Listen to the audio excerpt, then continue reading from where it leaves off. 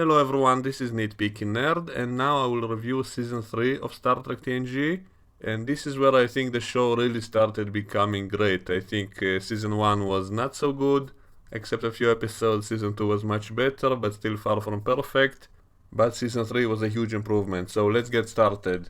So the first episode is called Evolution, and it's about Wesley accidentally creating intelligent nanites, and it causes a whole bunch of malfunctions all over the ship, while the ship is close to a star which is about to explode, which creates a ticking bomb situation. This episode was kind of average, not so good, but I did like the ending of it. I love the fact that in the end they made peace with the nanites and resettled them to their own planet where they can build their own civilization. It's too bad we never revisited it, we don't know what happened next with it. If they developed so quickly that they became intelligent in just a few days, wouldn't they have like a giant civilization a few years from now, which might also be very dangerous to the Federation? So it's a shame they never explored that idea further. But I love the fact they actually made peace with them in the spirit of Star Trek. You know, if you compare this to what was done on Season 2 of Star Trek Discovery, they also had even nanites taking over people and controlling ships and all of that, but no one even tried to make peace with them. No one tried to negotiate with that AI. But here they actually talk with it and make peace with it, which I think is the spirit of Star Trek, that optimistic approach and all those good messages. So this episode did have some good moments, but overall kind of an average episode, nothing too impressive. And the next episode is called the Ensions of Command, which was that episode about the Sheliak, who were an exotic alien civilization that demanded that the Federation evacuate some colonists, and then they send Data down to that planet to convince them to leave, but they don't want to leave, so Data has to figure out a way to make them understand the danger. And so it was interesting how Data had to kind of evolve to become more aggressive, to become more human, so that people will take him seriously and not be so innocent and naive and kind of weak. Also, he met a woman who kind of fell in love with him, so there was like a small love story as well.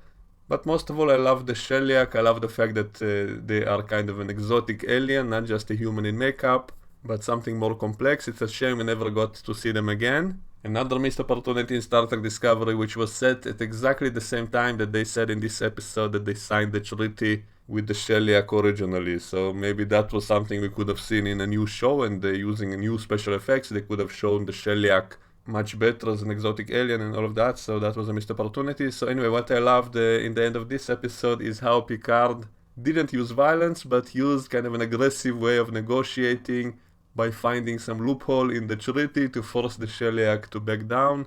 And it was so great because they show you how you can solve conflicts not just with war and violence, but by negotiation, and not just surrendering, not as a weakling, not just, giving them everything they want so that they'll agree, but to have an aggressive negotiation. And Patrick Stewart's acting was excellent in that scene, in which he's kind of gloating that the Sheliak finally held him and not the other way around, because in the beginning of the episode he was a little bit kind of too pacifistic, too nice, trying to be extra diplomatic, but the Sheliak just were totally impolite. And then in the end of the episode, after he found that legal loophole, he's doing the same thing to them to kind of teach them a lesson. So it was a great ending, and also this is what makes Picard such a great moral figure and diplomat and all of that, because he knows how to deal with enemies in a clever way. So I absolutely love that Picard scene in the end, one of the best of Picard. And so I think all of this elevates this episode to slightly above average. Still not great, not excellent, but above average episode in my opinion. And the next episode is called The Survivors, and it's one of those mystery episodes which I remember when I watched it the first time. I remember how interesting it was when you don't know what's going on, when your mind is guessing, and slowly the mystery gets revealed, and it was so fun the first time. It's not the same in a rewatch. When you know the full story from when you start the episode, it's not as fun anymore, so it's less of rewatchability. But I still have to give it points for that original first viewing, when it was so great when you don't know what's going on. It's really a fun element. That's also one of the reasons I think TNG is the best Star Trek show, because it wasn't predictable. The first time you watched it, you didn't know what's going on a lot of times, and it made it so much more fun the first time. And so that's why I think this episode also is above average. This episode also had some neat space battles with that alien ship. It had that unique weapon, which was like electricity and stuff, so I remember that was a fun special effect back in the day, and it still looks good. The next episode is Who Watches the Watchers, which I think is great episode, one of my favorite episodes of the season.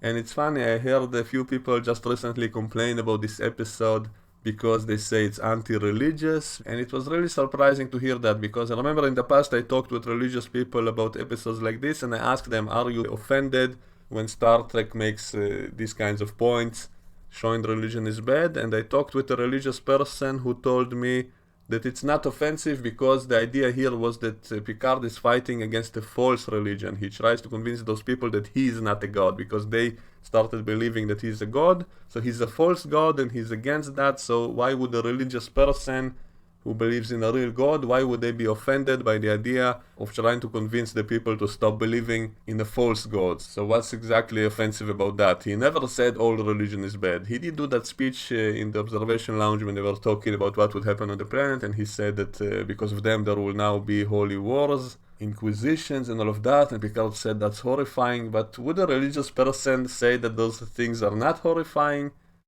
So I'm really surprised at some people who hate this episode because they think it's anti-religious message. They never said all religion is bad. They were simply against false religions, believing in something which is false. And obviously Picard is a false god in this situation.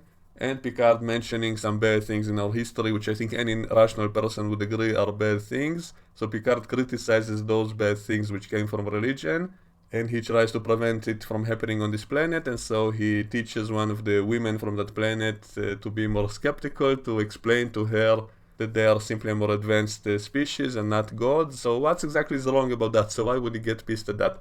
Are you really that intimidated by the very idea of teaching skepticism and mentioning bad things that come from religion? Is it such a threat to your religion that you become angry at stuff like that? I mean, do you really think it would have been better to believe in a false god than not to believe at all?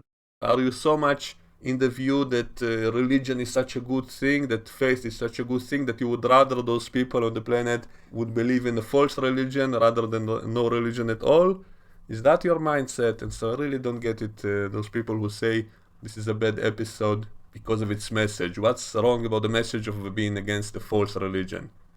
Of course, we know Gene Roddenberry was an atheist, and so this episode was intended to kind of put skepticism against all religion as a whole, not just in this situation.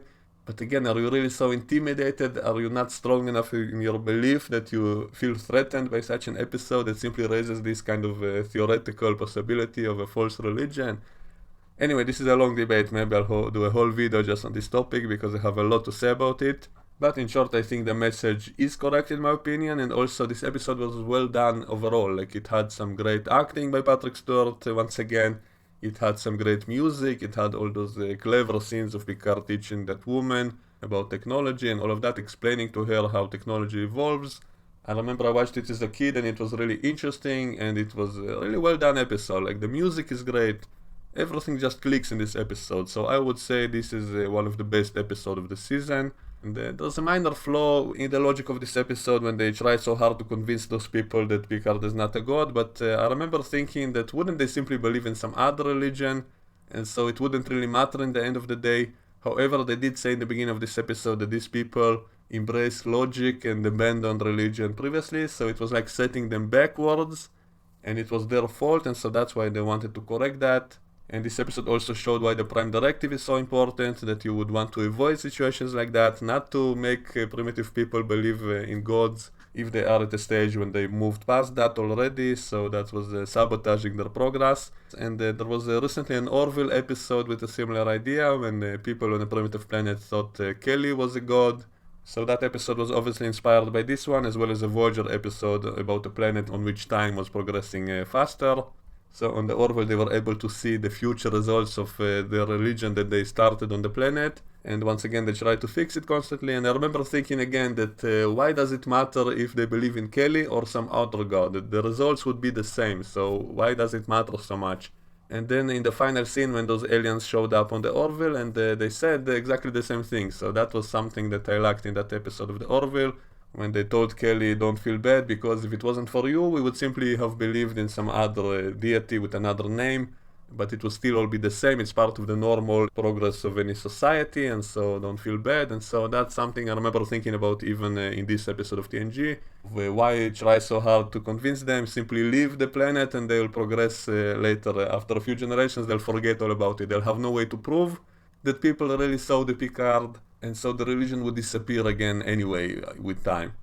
Or if not for that, it will be some other religion. So this is like a minor logical problem in this episode, that maybe you're only making things worse by showing yourself to these people. Maybe you're simply reinforcing their belief. And it almost happened in the end of the episode when Picard goes down to the planet and that guy shoots him with an arrow and Picard kind of sacrifices himself. He says, if the only proof that would convince you that I'm not a god is my death, then shoot. And then he shoots him with an arrow. And that was kind of heroic act by Picard. But if you think about it, would it really solve the problem of religion? I'm not sure, because let's say Picard died from that arrow. He would still be like a martyr. They would say, oh, that was a god who came down and sacrificed himself to save us from something, and then it would be like a Jesus story. So a death of a god would not necessarily stop people believing in that god. Just like what happened with Jesus. Like, he died, but people still believed he's a god anyway. So I'm not sure I would do what Picard did in the end. In some ways it was kind of stupid. So anyway, I will leave this episode aside because it's a big topic. Maybe I'll talk about it in the future. And let's move on to the next episode, which is called The Bonding, which I think is one of the worst episodes of the season, maybe of the whole series. I remember I totally hated this episode, even though it did have one good scene in it. And as I said before, this show is so good because even in bad episodes there were still good moments or good scenes. And in this case it was that scene of Riker talking with Data. Data is asking about why do people care how much you knew the person who died or not? Why does that change the way people feel about that death? And then Riker thinks about it and says, you're right, Data, if we reacted to the death of anyone as we do when someone close to us dies, then maybe human history wouldn't be as bloody. And that was a great line and a great scene. Data always researching humanity, trying to understand it better, and some other character tries to explain with him. And through the character of Data and his exploration of humanity, we also get to think about all kinds of things about humanity. And it's like a self-criticism of humanity by this show, with all these little pokes, which are correct most of the time, of all the bad things about humanity. And in this case they point out the fact that we only care when someone dies, when it's someone close to us. So that was a great scene with a great message. But other than this scene, I think this episode was pretty weak and also kind of weird. It was kind of creepy even, because we have this kid who also played in Robocop 2 as the villain, I remember, at the same time. So he's like a creepy kid whose mom just died and he's an orphan, and yet he's sitting and looking at the videos of his mother and smiling and laughing at it, and that's right after she died. So it really didn't feel natural at all, the way he's reacting to all of this. And why is he alone? Why is no one helping him out? So all of this felt really kind of creepy. And maybe if this was a Vulcan kid and it was a Vulcan family and that's the way they deal with it, they suppress emotions, then maybe it would work better. But this is a human kid and he's reacting so weirdly to the death of his mother that it's kind of creepy. Also, we have yet another energy alien, just as I said before, that we have a bit too many of such aliens. So once again, some energy creature comes on board the ship, impersonates that kid's mother, creates a fake simulation for him, because it feels guilty for killing its mother on the planet, I guess. And so, once again, we have that same kind of alien again. So, as I said, it becomes a little bit repetitive. So I thought this episode was below average. And the next episode is called Booby Trap, which was about the Enterprise getting trapped inside some asteroid field after finding some ancient ship in that asteroid field. And also, this is where Picard is given that backstory of loving history, loving archaeology, and wanting to personally go and visit that ship. And then the Enterprise gets stuck in the asteroid field and losing power, and then Geordi has to go into the holodeck and creates a simulation of Dr. Leah Brahms, who designed the engine of the Enterprise, and then he falls in love with her simulation. So it's another occasion of falling in love with the simulation, just like Riker fell in love with the simulation in season 1. So I guess it's interesting to explore this idea of falling in love with the simulation, but nothing really spectacular, nothing really epic in this episode. The special effects are pretty great whenever they show the ship inside the asteroid field, and in the end Picard has to pilot the ship to get it out, and he uses all kinds of tricks, so that was cool.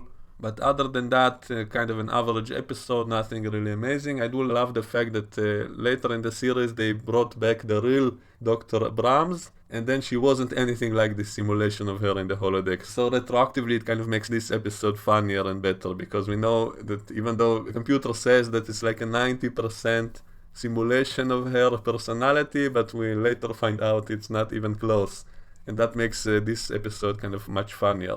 Anyway, moving on, the next episode is called The Enemy, which is about the Romulans, and Geordi gets stuck on a planet with a Romulan, and then even though they're enemies, they kind of have to find a way to work together to survive, and that reminds me of that classic science fiction movie which is called Enemy Mine.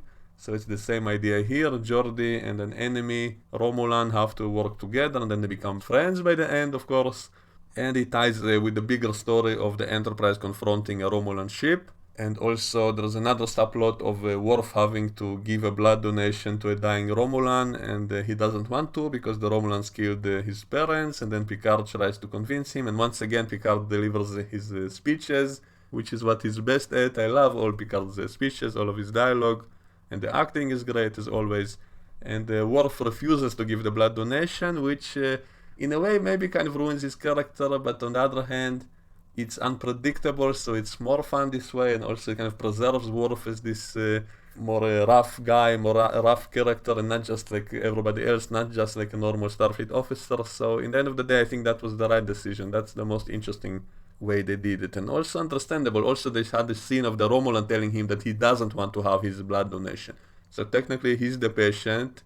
You cannot really force a treatment on a patient if he doesn't want to. So in a way, what Worf did was the most moral thing, because the Romulan refused to get his blood, and then he didn't give him his blood, so nothing really moral about that either. If we had a scene of the Romulan asking him to give him his blood, and then he doesn't, then that would make Worf cruel and the kind of evil that that guy was begging him and he didn't give him. But it was the opposite. We had the Romulan telling him he doesn't want his blood, and then Worf doesn't want to give him his blood, and then he dies, and that's fine by me. So Picard was kind of disappointed by Worf, you could tell, but he doesn't want to order him to do it, which again shows Picard to be a very moral character. Like, he tries to balance everything. He looks at the bigger picture, but also wants to keep a person's personal freedom as well. He doesn't want to force Worf to do a medical procedure against his will, and so overall this is why Picard is so great. Also, you could see that Picard was just about to order him to do it. He was about to say to him, I order you to give the blood, but then he stops himself. So there's a lot of kind of subtle acting, which is great. You could see the conflict in him. So that was a great scene as well. And I absolutely love the ending of the episode in which Picard confronts Tomalok on the view screen, and once again, without using violence, without using force, he manages to disarm the conflict, to end the conflict, and preserve the truce with the Romulans, and preserve peace by using his mind and not his muscle, and also, once again, giving a great speech by the end, and also taking a courageous decision to lower his shields to beam that Romulan and Geordi to the ship, which was a great risk because the Romulans could have destroyed the Enterprise. You could say it's kind of stupid because it was a huge risk, endangered everybody on the ship, and maybe he should have done a social separation in that moment before doing such a thing, or maybe send the shuttle down to get them or something like that, because that was kind of a pretty huge risk, and you have children on board and all of that. So it's kind of a shame that they introduced the social separation, but they never really use it that much. There's so many situations in which it could have been useful, so why not separate the ship, put all the civilians on the saucer with shields up, and only use the other part of the ship to try to beam up the survivors, so you don't have to risk the whole ship with your hunch that the Romulans will not fire first and all of that. So I can also understand the argument that Picard is a little bit too pacifistic sometimes, but overall I love the fact that Picard always tries to find a peaceful solution and tries to avoid war, and that's the good message of this show. Picard is such a role model, such a good diplomat, always seeking peaceful solution, and the show itself is optimistic, and it shows that it works, that the Romulans don't really want war either. That's why they didn't fire, and so I just love that whole message in the end. And so that brings this episode slightly above average in my opinion, because it had that great scene in the end of Picard versus Tomalok. And the next episode is called The Price, which I think is a pretty bad episode. It had that love story between Troy and that other guy, and he was giving her a feet massage and all kinds of stuff like that. And it was boring, it was like a soap opera, and there was a bigger story of those negotiations to buy a wormhole, which is in someone's territory, and they think it's the first stable wormhole, and in the end it turns out it's not so stable. And I think this inspired Deep Space Nine later, because it was kind of similar.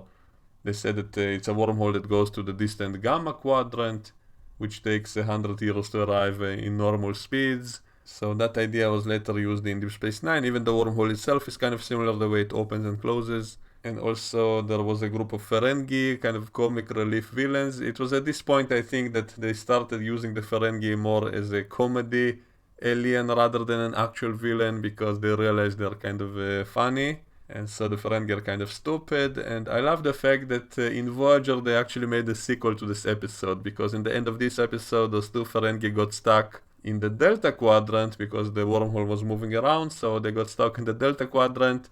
And then in Voyager they made a sequel to those two Ferengi, played by the same actors, I think. So that was great. I wish the shows did more tie-ins like that they would actually do sequels to previous ideas in a good way. That would have been great. So this episode I think was kind of weak. I think it's below average episode in my opinion. Nothing really that interesting.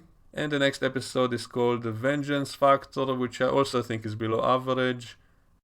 Picard was trying to negotiate peace between two groups, and there was an assassin on board who pretended to be a servant lady for that leader, and then Riker tries to bone her as usual, and then has to kill her in the end. So there were some neat moments, but overall not an impressive episode, nothing really that interesting that I remember. By the way, I make these reviews purely from memory, so it's possible there was something great in an episode which I forget, even though I doubt it, because I watched this show multiple times as a kid, so I pretty much remember every episode by heart. So I think there was nothing really that interesting in this episode.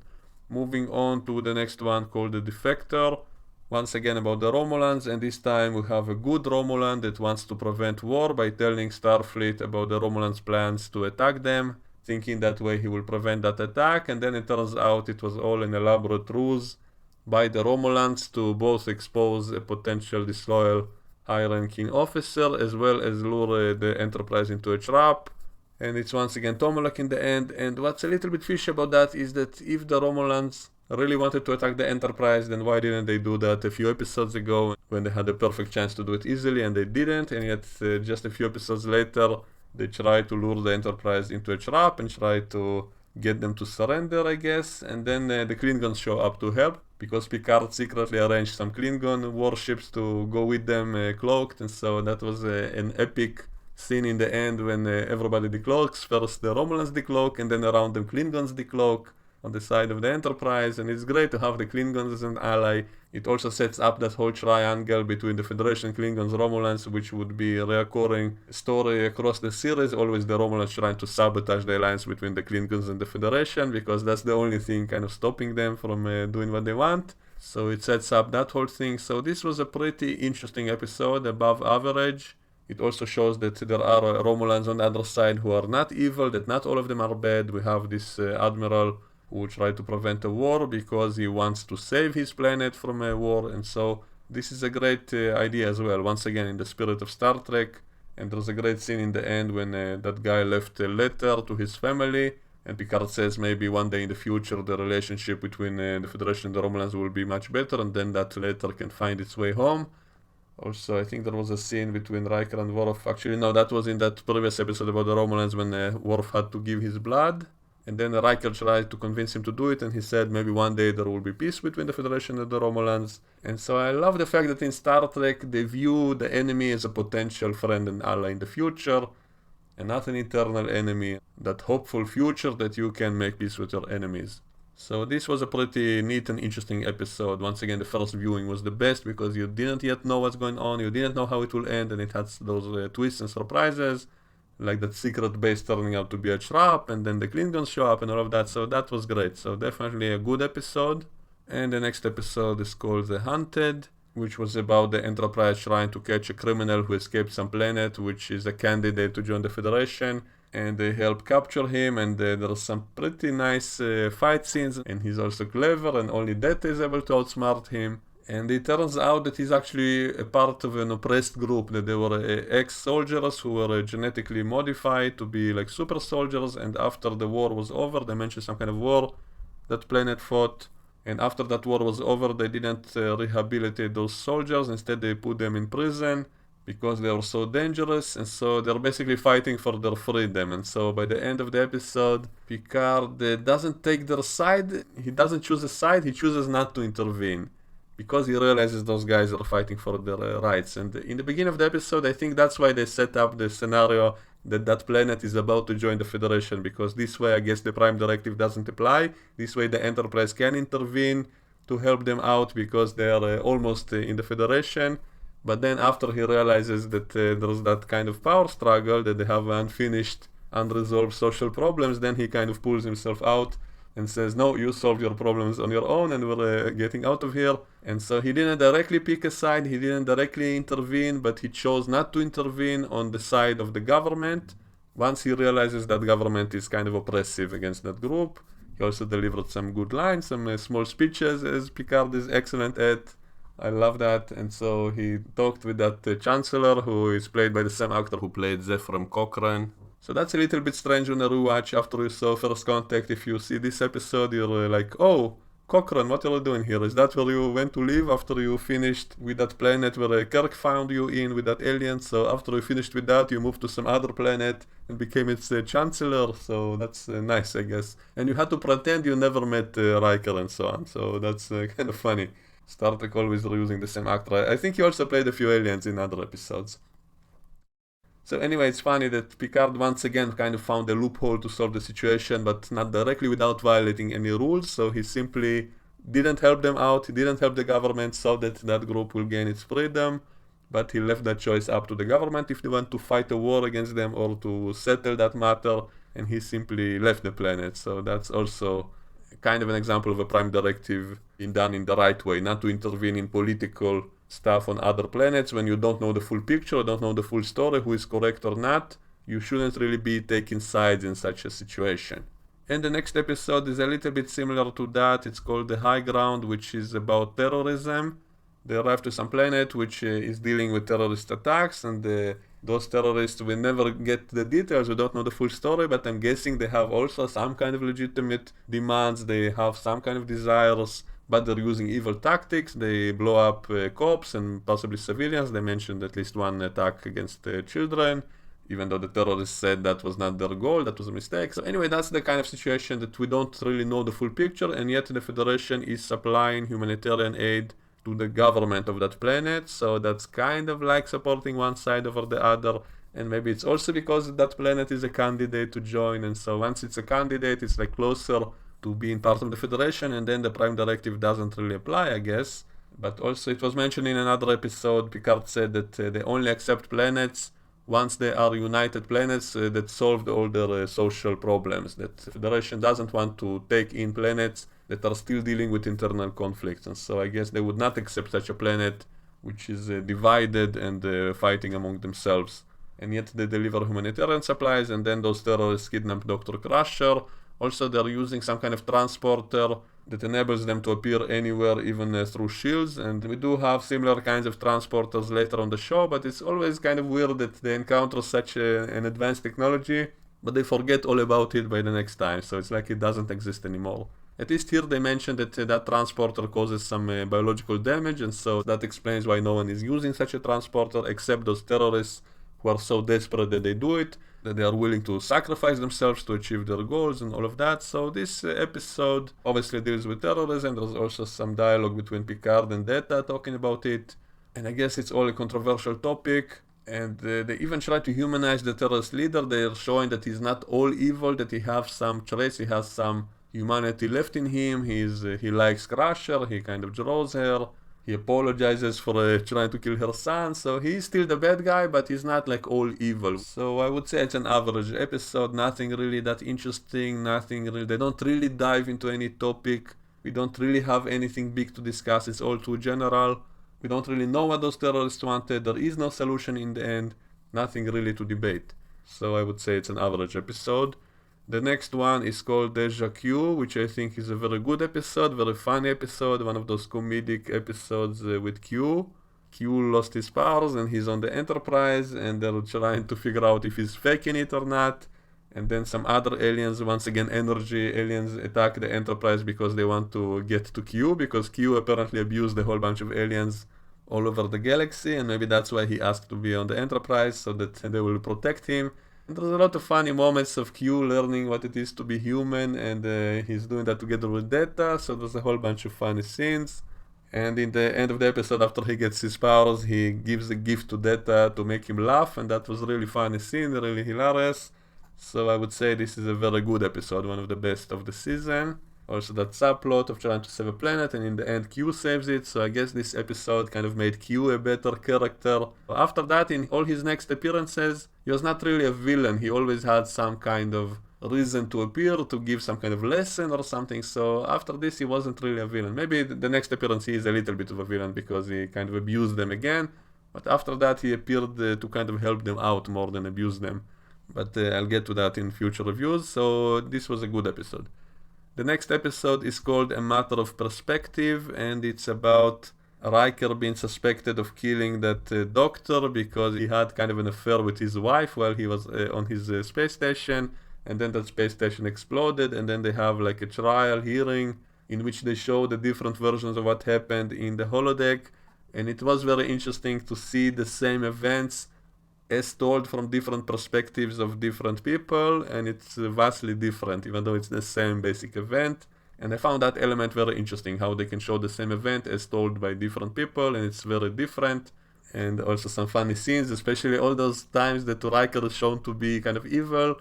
I found that kind of funny. I used that in a whole bunch of parodies when I was making those edits of the show. That was really useful. I also like how the episode makes us think that maybe he really is guilty. It's also convincing that I remember when I watched it, I was kind of thinking maybe he is guilty. And only in the very end it's revealed that he's not. So this was a pretty nice episode. I like it. And also an interesting use of the holodeck, not just for fun and games, but as part of an investigation, and also as a way to show us kind of an evil version of the character, almost like the mirror universe. I think Voyager did a whole episode like that set in the holodeck in which everybody were evil, which is always fun to see our favorite characters suddenly being like the bad guys. And that brings me to the next episode, which is called Yesterday's Enterprise, which showed kind of like a mirror universe, only it's a different timeline that was caused when the Enterprise C from the past accidentally moved to the future, and because it disappeared from the past and it never saved the Klingon outpost from the Romulans, that kind of rolled into a chain of events in which the Klingons once again fought a war against the Federation, and the Federation is losing, and so we're seeing a different timeline in which the Federation is at war, and there are no kids on the ship. Wesley is not on the ship, Worf is not on the ship because he's a Klingon, I guess, so I guess he didn't want to be part of Starfleet while it was fighting his own people, or maybe Starfleet itself didn't want to accept him. And everything is darker, and they're all carrying weapons all the time, and the characters are behaving much more aggressively against each other, especially Picard and Riker. You can see some tensions between them, so it's almost like the mirror universe episode of this show. Almost every show had at least one episode set in the mirror universe or something like it, and so in this episode it's a little bit like that, only it makes more sense than the mirror universe stories, because there it didn't really make sense. It's a different universe in which somehow miraculously everybody are in the exact same spots, in the same ship and so on, so it didn't really make sense. Here it makes a little more sense because they say the change happened only 20 years earlier.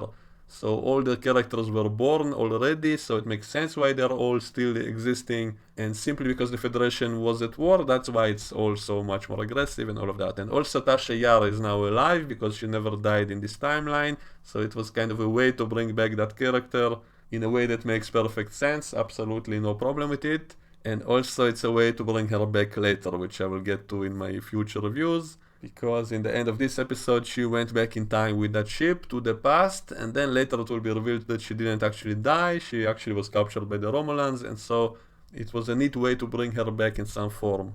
And I think this is one of the best episodes of the whole season and maybe of the whole show, because it was just so well done. Everything was epic, exciting, interesting, and there was even a moral dilemma because Picard had to decide if he wants to send that ship back, which means all the people on that ship will die, but if it's a way to fix the timeline and prevent a war that killed billions of people, then it is the right thing to do. So it's like a moral dilemma of doing a necessary evil for a greater good.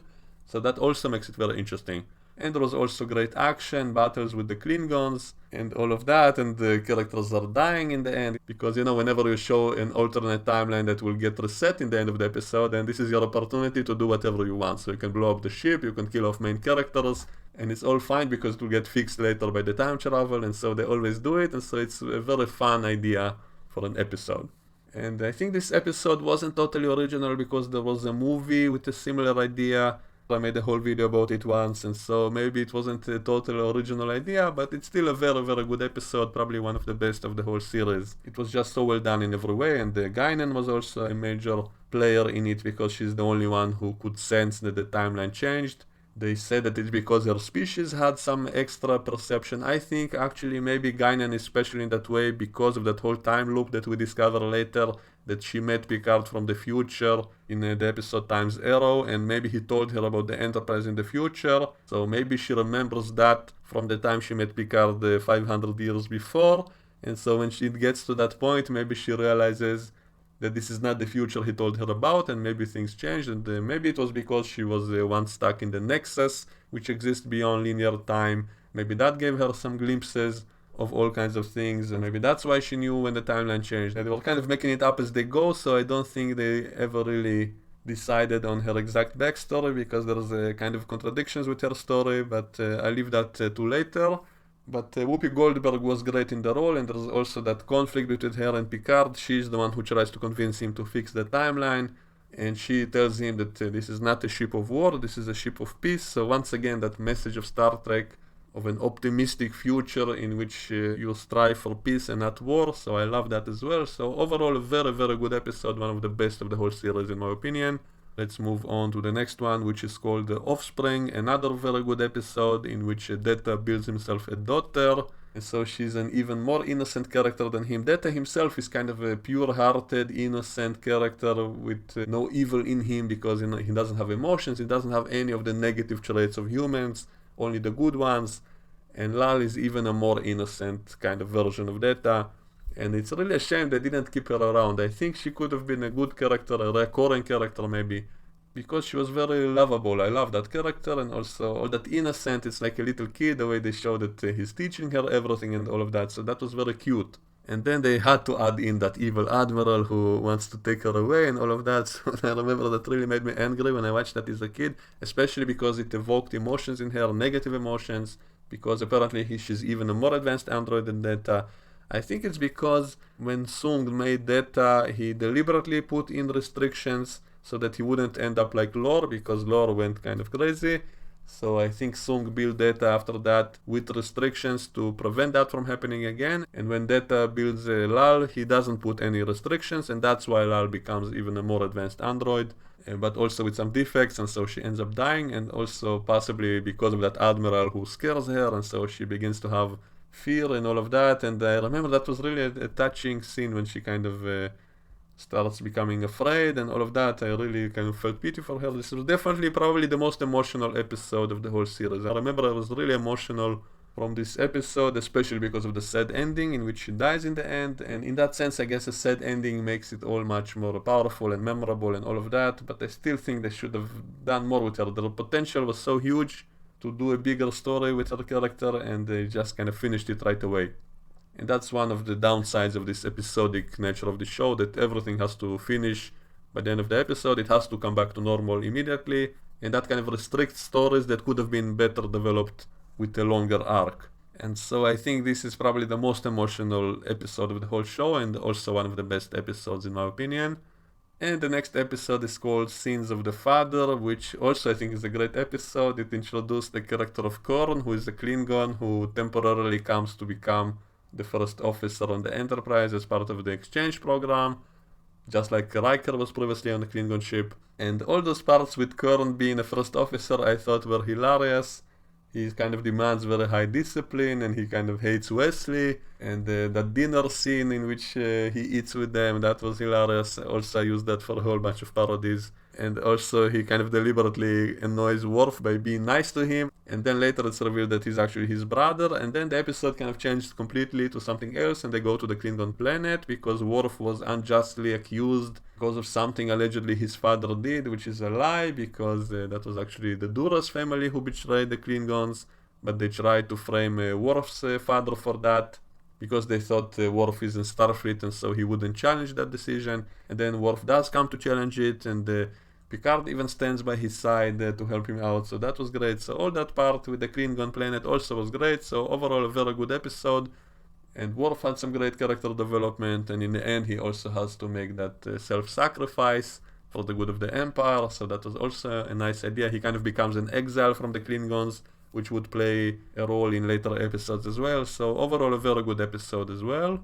And the next episode, Allegiance, also a good episode in which Picard gets kidnapped by some aliens and he's put in prison, and he has to kind of work together with the other prisoners to try to escape. And they find out it's all kind of a test, and one of the prisoners is one of the aliens. And meanwhile, there's another Picard on the ship who is actually an alien in disguise, and all those parts were also hilarious because Picard was not acting like himself, he was acting strange. And only in the end of the episode Riker figures out something is wrong with the captain, and so he starts kind of a mutiny against him, so that was epic. And in the very end the aliens reveal themselves, and they're also a very interesting alien because they say that they're all telepathically connected at all times. And I find that idea very interesting. Wouldn't that mean that they're kind of like a collective, kind of like the Borg, only without the technology? They're like biologically connected to each other, so I think that idea could have been explored a lot more. It's a shame we never had those aliens again in any other Star Trek episode, because I thought they were kind of cool looking, they looked more exotic than usual, seemed to have more advanced technology, and also I love how Picard manages to catch them, to teach them a lesson, so that they wouldn't do that again. So I love that. I love the fact that he was able to kind of outsmart them with the discipline of his crew. Kind of weird that he didn't interrogate them some more. Like, wouldn't you want to find out more about these strange and powerful aliens before you release them? But I guess again the limitations of a TV show, they have to finish it quickly, so there's no time for that, and it's a shame that we never saw them again. I think they could have been neat villains later, but I guess Picard scared them so much that they never showed up again. They were kind of cowardly. The moment he captured them, they became kind of totally pathetic and comedic. But that's part of the reason I love Star Trek. It doesn't have to be like totally serious and realistic. I love all those comedy elements, like the Ferengi and all of that, so I love all those funny aliens. And so I love this episode. I think it's one of my favorite episodes because it had it all. It had that mystery, you don't know what's going on at first. There's all kinds of funny scenes, funny situations, and only in the end it's revealed that it's all some experiment by aliens. And the aliens look great, and the special effects look great, and the acting was excellent, and that final scene was funny. And so I think it's a great episode. It has that exact balance between everything. There's a little bit of a mystery, a little bit of creepy factor, a little bit of humor, some science fiction ideas, funny moments, epic moments, great special effects, great creature design. So it had it all. So this episode really is like the perfect formula of what a Star Trek show should be. And the next episode is called Captain's Holiday, which is also a great episode in my opinion. It kind of shakes things up. It's not the usual style of episode of everybody on the ship. Now it's about Picard going to some planet, which is Risa, which is also a funny idea. I discussed it in a previous review. The whole idea of the pleasure planet and all of that, which is fun. And he meets Vash, who becomes his girlfriend, and there's also that funny Ferengi villain. I think that's the same actor who played Rome later. And also aliens from the future, and once again cool looking aliens. Also I wish they would have appeared more. They looked kind of cool, and with time travel involved and all of that, that could have been a very interesting recurring story. And they're looking for a super weapon that can blow up stars, and Picard finds it and destroys it, and then comes back from his vacation to the Enterprise like nothing happened, like it's a normal day for him. He doesn't tell anyone that he just saved the galaxy maybe from time traveling aliens. No big deal, it was just a fun vacation for him, so I love that comedy element as well. So I also think this is a good episode in that exact style as I love it. That slightly comedic style, not taking itself too seriously, but also having an interesting story and a little bit of everything, so I kind of like this kind of episode. And the next episode is called Tin Man, which is about that alien spaceship, which is a living creature, and it's kind of a chase against the clock against the Romulans because they also want to find that creature. So the Enterprise wants to get to it first, and they introduce that character with a much stronger Betazoid than normal. He's able to read everybody completely, unlike Troy, who is kind of a half Betazoid.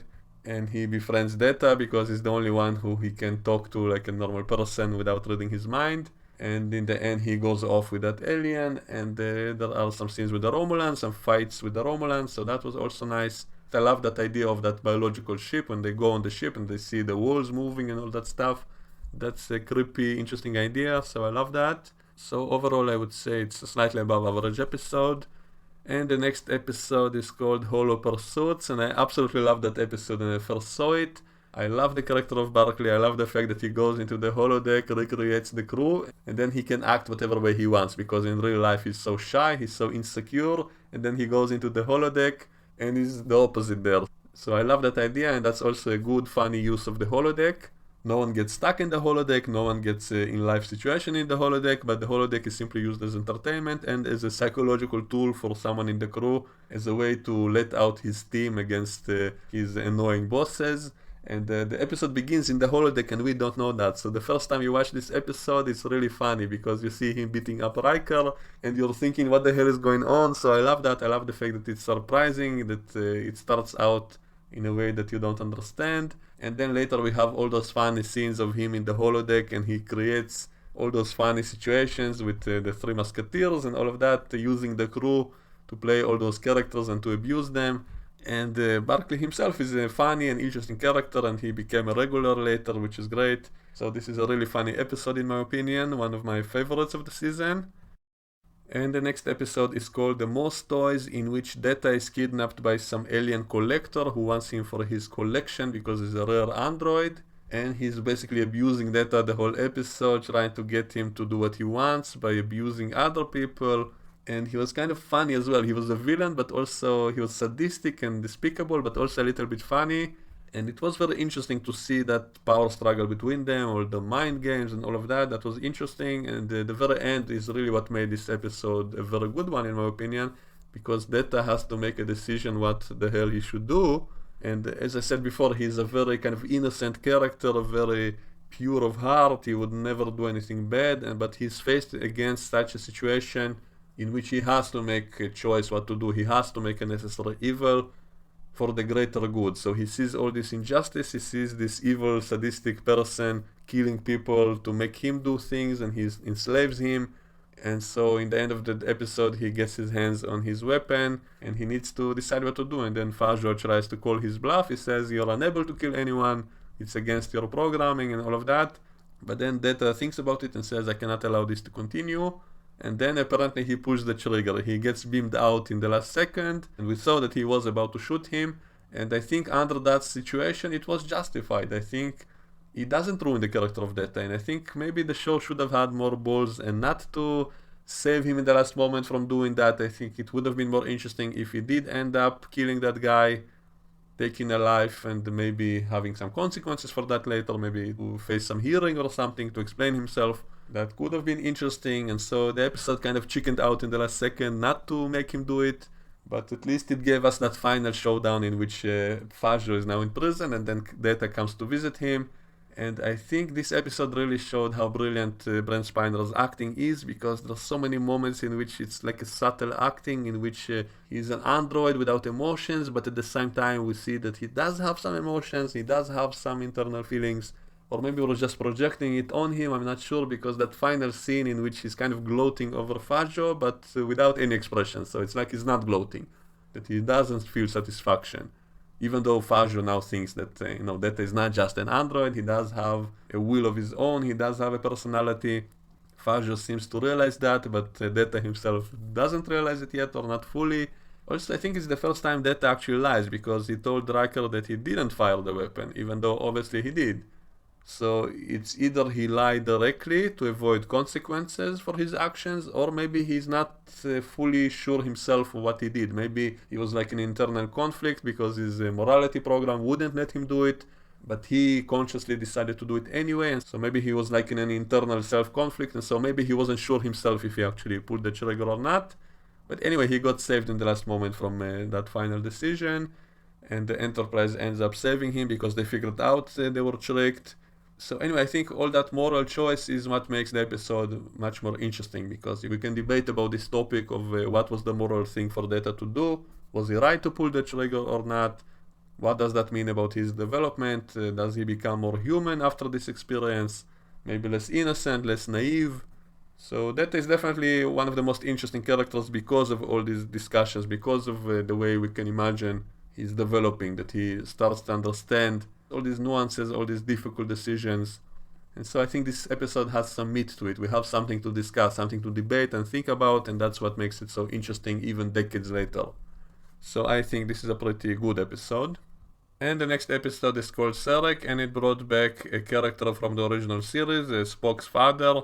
Spock himself was mentioned in the episode briefly. So this is like a sequel to TOS, so I like the fact that they are tying it in together as if it's all in the same universe, as it should be.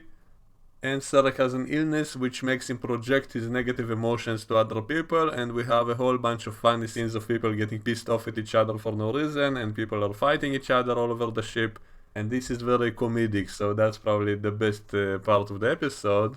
All those moments in which people are pissed off at each other, and once again it's like a mystery, we don't know why at first. And Beverly slaps Wesley, and there's a fight in 10 forward, so a lot of fun scenes like that. And in the end they discover it's because of Sarek, and then Picard offers to make a mind meld with him so that Sarek will be able to function in his last mission as a diplomat to bring peace to some planet, and so Picard nobly sacrifices himself. And then we have that scene of Picard crying and talking about Sarek's life and all of that. And Patrick Stewart was really great in this scene. I think they did the whole scene all in one shot, and the camera goes around him, and so you see there are no cuts, and he starts crying on cue during the scene. So it's not some droplets they put in his eye. These are actually tears that the actor manages to do. And that shows that he is a good actor, that he was so into the scene that he was actually able to cry during it. And this whole thing about his mind meld with Sarek, that will play later when he meets Spock. It will play a little bit into that, so there will be kind of a sequel to this idea. And so I think this is a good episode, not brilliant, nothing really amazing, but above average episode with a lot of fun scenes in it. And the next episode is called Ménage Troi, and it's once again about Lwaxana Troi, and I think it's one of the funniest episodes with her, and also the Ferengi show up, and they are once again the comic relief villain. And it's also the episode that established that the Ferengi Ear are their fun place, and the Umax thing and all of that, so that also came from here. And the whole part when the Ferengi kidnap Troi and Riker and Lwaxana, and then they're on their ship, and then Riker tricks the Ferengi to escape. And also we had scenes on Beta Z.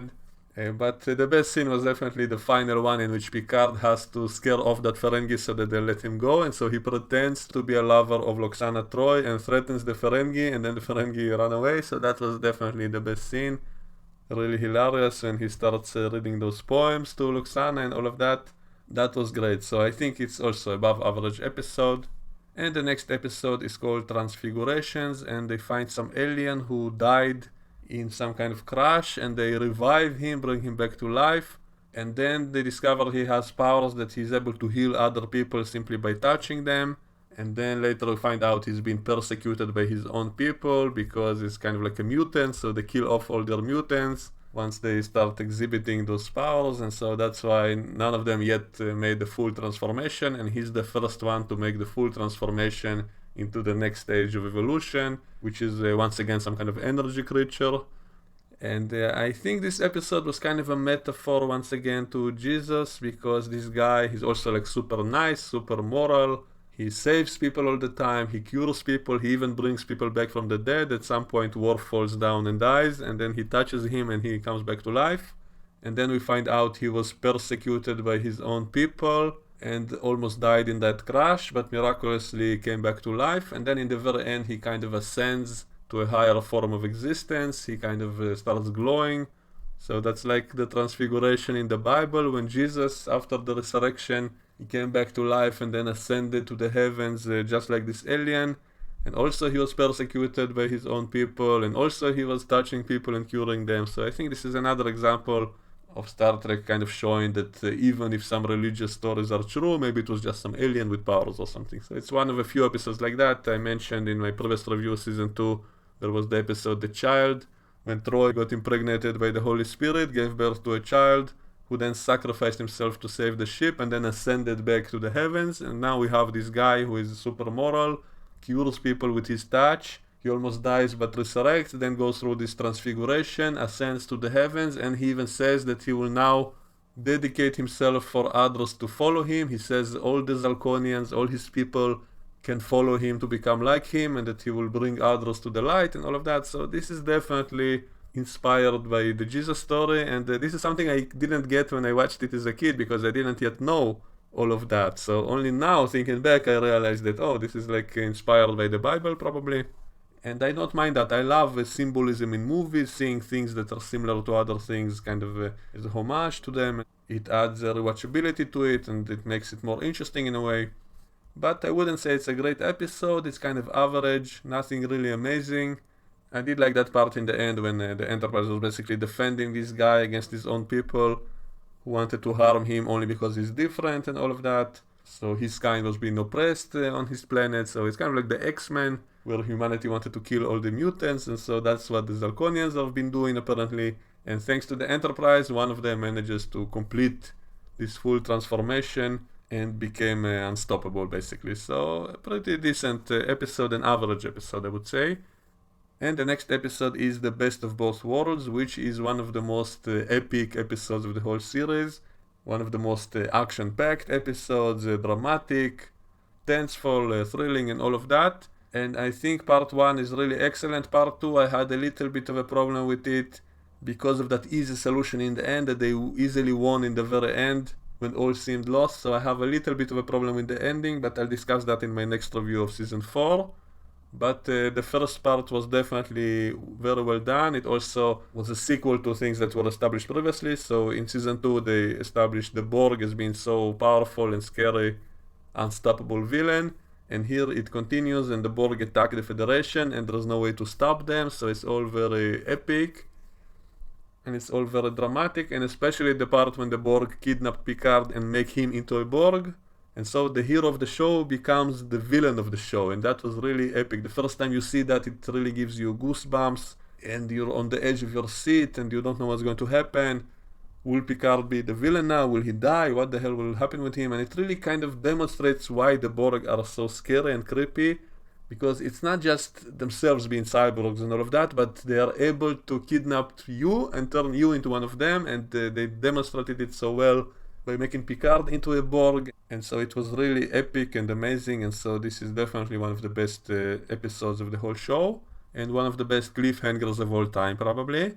And I'll discuss part 2 in my next review of season 4. So I hope you enjoyed this video. Let me know what you think in the comments below and we can discuss it, and I'll see you all next time. Bye bye.